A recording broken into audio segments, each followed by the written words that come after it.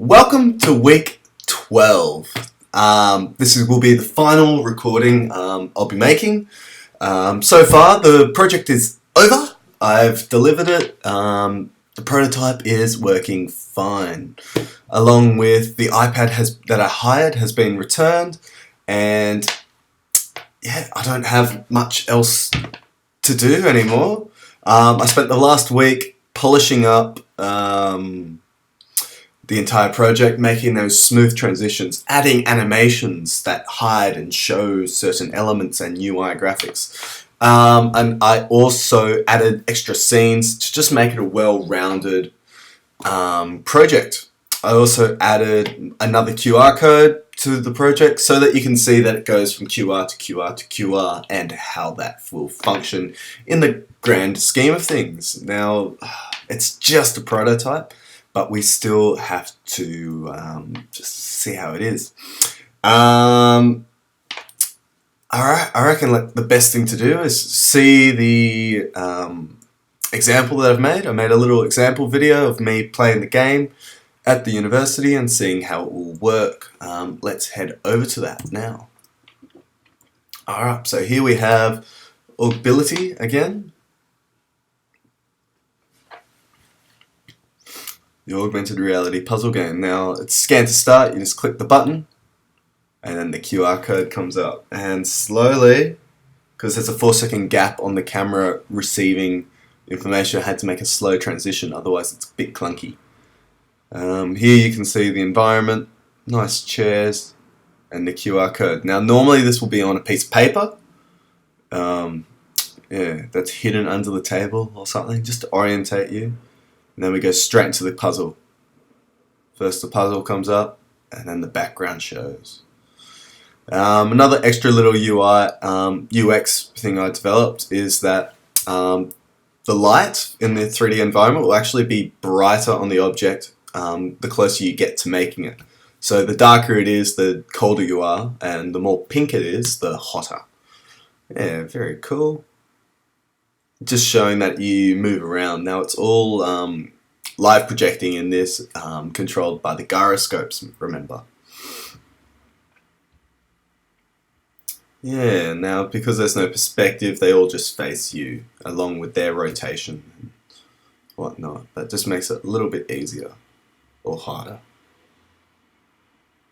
There we go, it's made. The hold still message flashes that I animated, along with this pencil animation. And it flies off and falls onto the desk. Now, that animation, it just appears to have fallen on there. Of course, I would have loved to get it so it knows what to fall onto. Then we have next, go to the fallen pencil. Now, normally on an iPad, the one I was using, it's actually a lot wider, so you can see everything there. Now we go and find the next QR code. Over in the new location, that's supposed to take some time. But yeah, even putting in a little QR code that you know what it is. And then we're in this new area, just showing that you've gone to a new spot, and then the QR code. Had a bit of difficulty.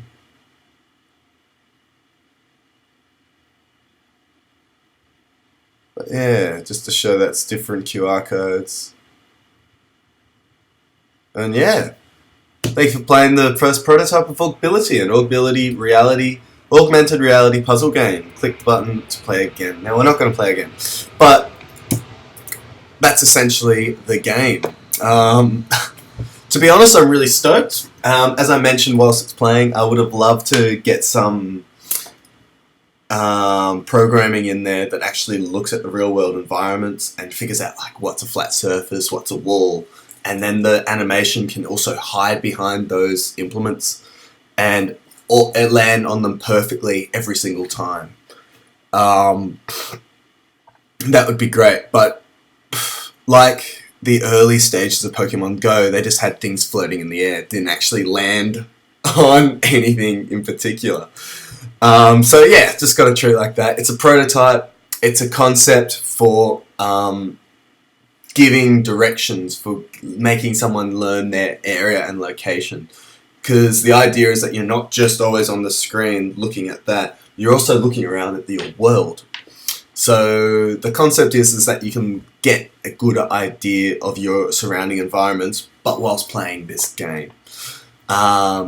Also, what I would hope to achieve is, as you go from location to location, of course, more puzzles, more locations to be implemented in the future. But as you go from place to place, there's also like history that comes up. There's also information about the local area. If you need water, this is the cleanest water. I don't know. But yeah, just little things, little facts to help you get orientated, but also play the game. Of course, I still need to do more puzzles again. I would love to be able to take this further. I've had interest in putting this into the university student exhibition that is in the next couple of weeks. I have to apply for that and see how I go. But I've had really good responses with this project so far. And it just shows, I think, a lot of potential for future things and to be taken on board by other people. Things that I really wish weren't. I wish that I had an Android tablet to develop on. Unfortunately, that's just not the case. The reason why I wish for that is because I built it on an Apple iPad mini.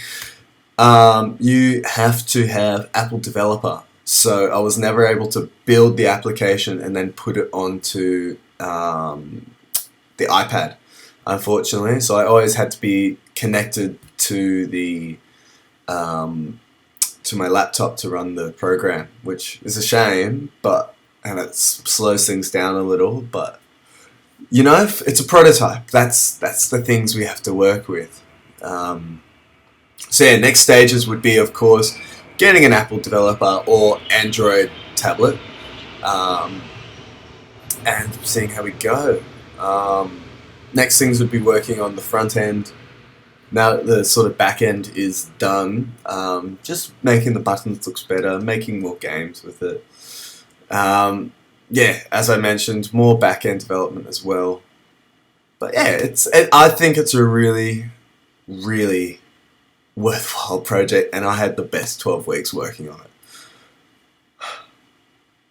Anyway, that's 12 weeks of development right here, right now. This is Austin, signing off for the last time. Thank you guys for watching. Bye!